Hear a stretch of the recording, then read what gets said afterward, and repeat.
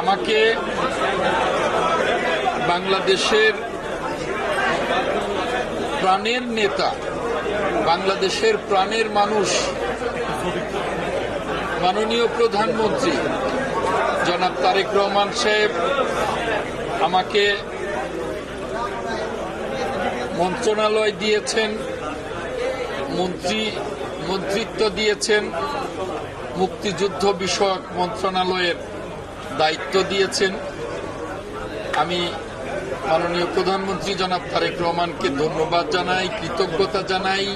সাথে সাথে বলবো আল্লাহ রাব্বুল আলামিন যেন আমাকে তৌফিক দেন, আমি যেন সততার সাথে, নিষ্ঠার সাথে এই দায়িত্ব পালন করে এই মন্ত্রণালয়ের কাজকে এগিয়ে নিতে পারি। আপনাদের প্রশ্ন, অনেকের প্রশ্ন, এই মন্ত্রণালয়ে অনেক কিছু শুনি যে এই মন্ত্রণালয়ে যে অর্থাৎ মুক্তিযুদ্ধের তালিকা নিয়ে অনেক প্রশ্ন আছে। অনেকের প্রশ্ন যে রাজাকারের তালিকা এখনো হয়েছে কিনা বা হয়নি কেন, বা হয়ে থাকলে কেমন হয়েছে। আমি এই প্রশ্নগুলোর আসলেই সঠিক জবাব এখনই দিতে পারবো না, কারণ কেবলই মাননীয় প্রধানমন্ত্রী আমাকে দায়িত্ব দিয়েছেন। আমি মাত্র 2 দিন অফিস করেছি। আমার এ নিয়ে অনেক কাজ করবার আছে। তারপরে এই সম্পর্কে আমি নিজেও জানবো, আপনাদেরকেও জানাতে পারবো। তবে আপনাদেরকে এটুকু জানাতে পারি যে মাননীয় প্রধানমন্ত্রী আমার উপরে যে বিশ্বাস এবং আস্থা রেখেছেন, আমি সমগ্র জাতির কাছে আমি এই জবাবদিহিতাটা করতে চাই যে মাননীয় প্রধানমন্ত্রীর আস্থা এবং বিশ্বাসের প্রতিফলন আমি বা প্রতিদান আমি দেব।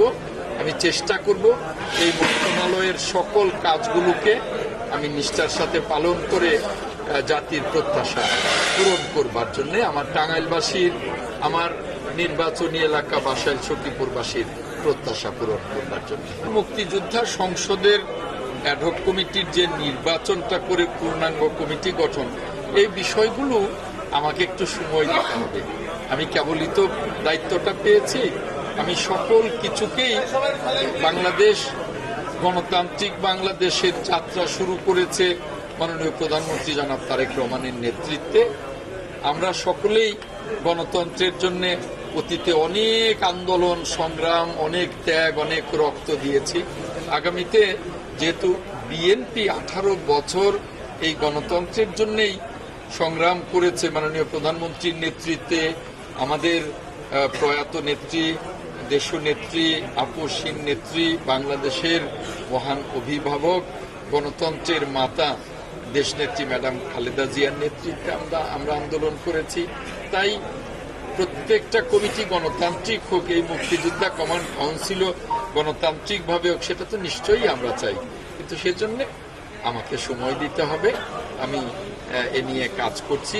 এটা এখনই কেবলই যেহেতু দায়িত্ব পেয়েছি, এখনই আমি পরিপূর্ণ কিছুরই আজকে জবাব দিতে পারবো না। আস্তে আস্তে কাজ করব এবং আস্তে আস্তে সকল প্রশ্নেরই জবাব আপনারা পেয়ে যাবেন।